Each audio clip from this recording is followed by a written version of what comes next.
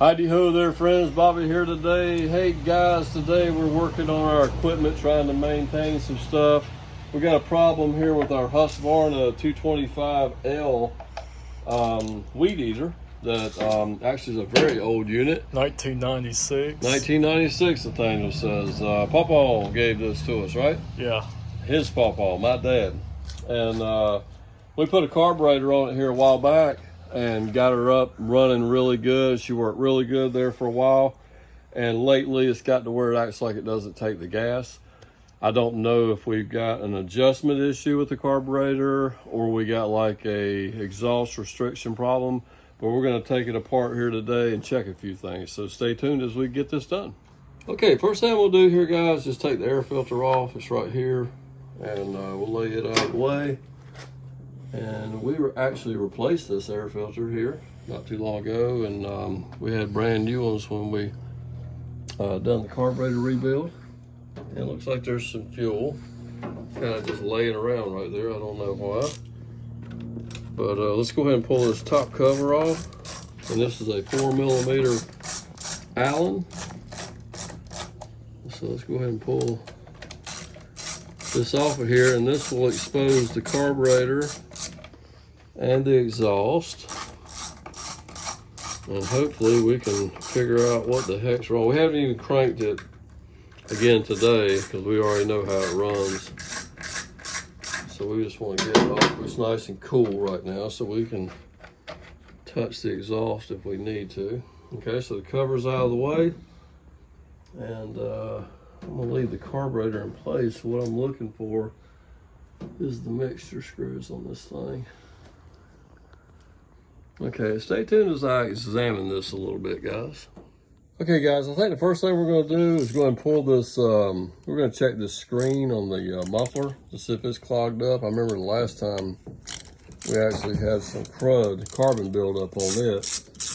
And when you have carbon buildup on there, you're going to restrict your exhaust. Therefore, that will create a running problem with it also, okay? So we have two screws here that actually hold the whole muffler on. And we're gonna just go ahead and pull them out here right quick. Take a quick look at this screen is what I wanna look at. And actually the screen is not the problem. We cleaned this really good last time, and it still looks pretty good, okay? So let's get this back in place like it should be. Let me make sure I'm good here.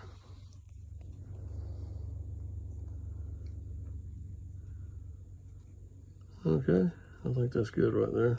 And then we'll put the screws back in and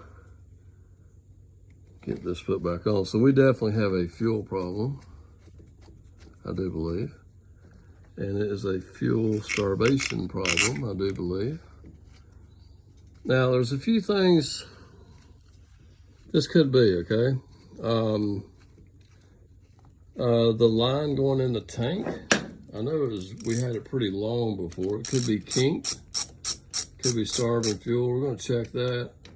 My dad said one time with this particular unit, he had a problem with the gas cap and had to replace it.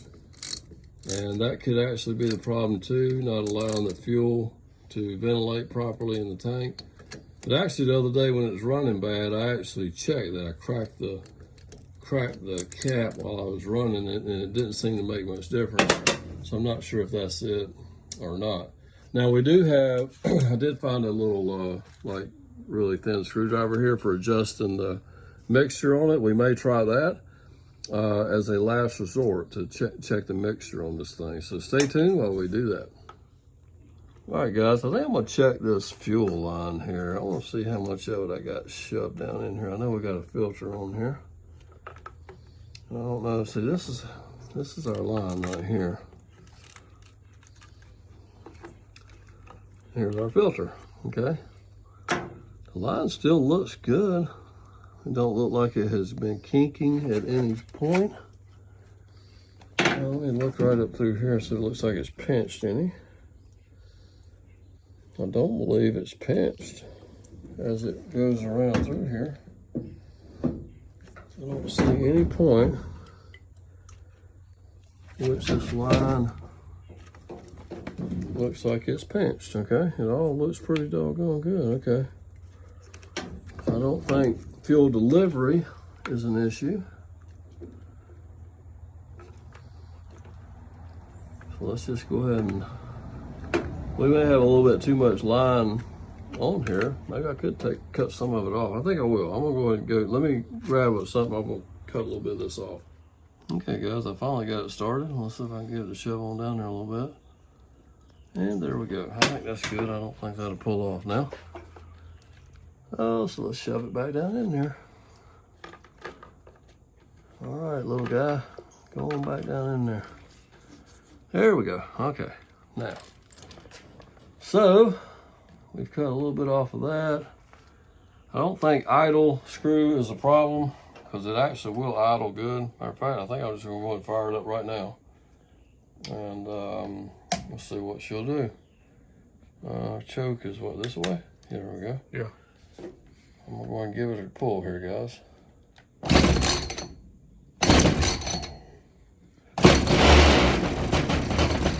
All right, so now she should run now.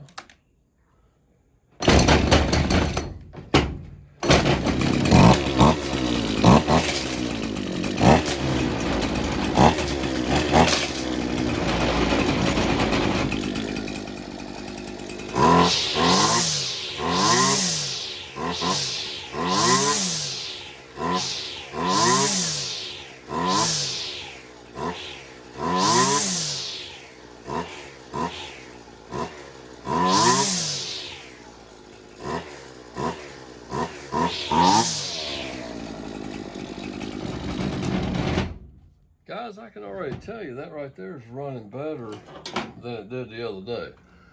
So I'm just wondering if maybe this fuel filter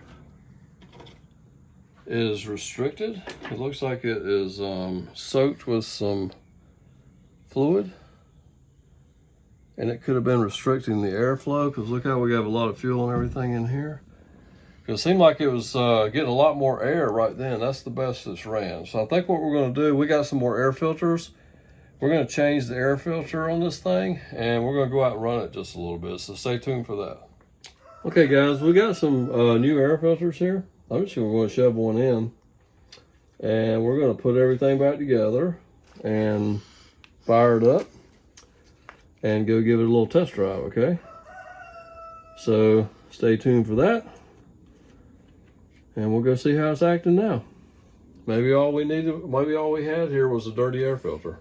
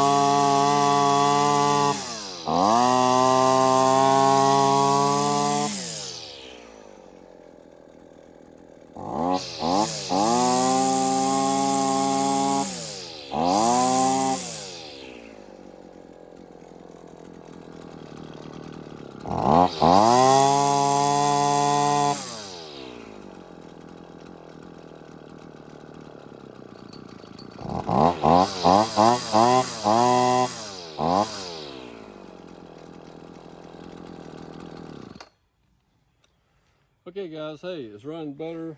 Definitely it's usable now than running better than it was before. But I'm not so sure that's 100% fixed, because I did notice it seemed like it was lagging just a little bit thereafter. So the two things that we changed today was air filter and cut that fuel line a little bit. So I'm not so sure. I mean, it's very possible that that does something for it, but I'm just not 100% sure on the fix, guys. But anyway, if anybody out there has any tips for me on this, that would be very welcomed. If you are a Husqvarna technician, I would love to get your opinion on this as well. So leave us a comment down below. All right, guys, we're going to let you go on that note.